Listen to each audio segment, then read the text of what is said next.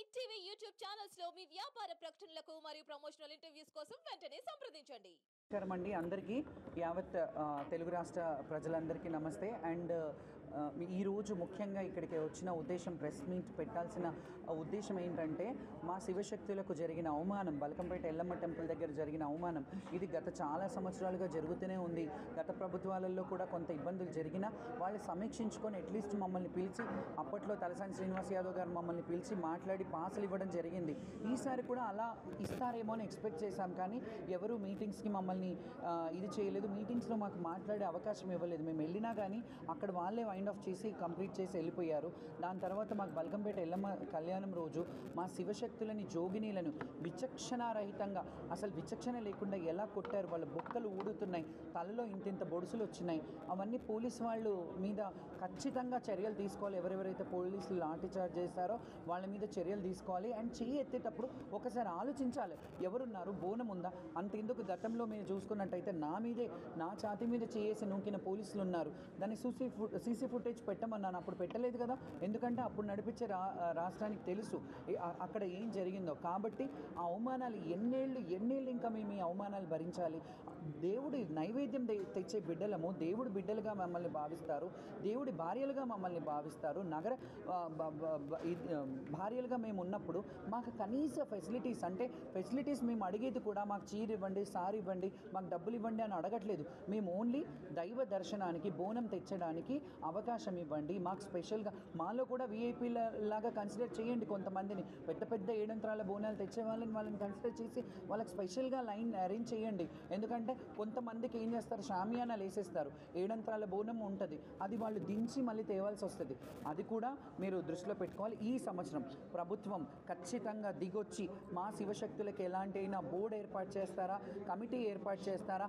ఈ ఒక్క దేవాలయాలకే కాదు, తెలంగాణలో ఉన్న కొమరెల్లి మల్లన్న స్వామి అయినా, బల్కంపేట ఎల్లమ్మ అయినా, మహంకాళి అయినా, లాల్ దర్వాజా అయినా, గోల్కొండ అయినా, ఏడుపాయలైనా, భద్రకాళి అయినా, అండ్ మన సమ్మక్క సారక్క అయినా, ఈ అన్ని గుళ్ళల్లో కూడా మాకు స్పెషల్ అలాట్మెంట్ ఇవ్వాలి. మేము వెళ్ళినప్పుడు స్పెషల్ దర్శనాలు మాకు కావాలి. మా శివశక్తులు ఎవరన్నా వెళ్తే మాకు ఒక ఐడెంటిటీ ఇవ్వండి. మేము కూడా వాళ్ళకి దగ్గరగా ఉండి మా పిల్లల్ని పంపించి మేము దర్శనం చేయించుకునే వీఐపీలు ఎలాగైతే వీఐపీ లెటర్స్ ఇస్తారో మాకు కూడా అవకాశం ఇవ్వండి మా పిల్లలు దర్శనం చేసుకోవడానికి. ఎందుకంటే మా వాళ్ళు ఉట్టిగా రారు. ఎక్కడికి వెళ్ళినా శివశక్తులు ఒక పట్టు చీర తీసుకొని, తలంబ్రాలు తీసుకొని, పట్టు వస్త్రాలు తీసుకొని, మొక్కులు ముడుపులు తీసుకొని వస్తారు. కాబట్టి మీకు కూడా ఆదాయమే, ఎండోమెంట్కి కూడా ఆదాయమే. కాబట్టి మీరు ఒకసారి ఆలోచించుకోండి. ఇది ఒక్కటి, పోతరాజులని శివశక్తులని కొట్టినందుకు ఈ సంవత్సరం మేమందరం కూడా సామూహికంగా బోనాలు నిర్వహించడంలో మా ఇళ్లలోనే చేసుకుంటాము. మేము గుడికి రాము. ఈ గుడికి రాకపోవడం వల్ల ఏం అరిష్టాలు జరుగుతాయో అవన్నీ మీ ప్రభుత్వమే చూసుకోవాలి. ఎందుకంటే ఖచ్చితంగా అరిష్టం జరుగుతుంది. ఇప్పటి వరకు అలా శివశక్తులు బోనం పెట్టకుండా ఉన్న దాఖలా లేవు.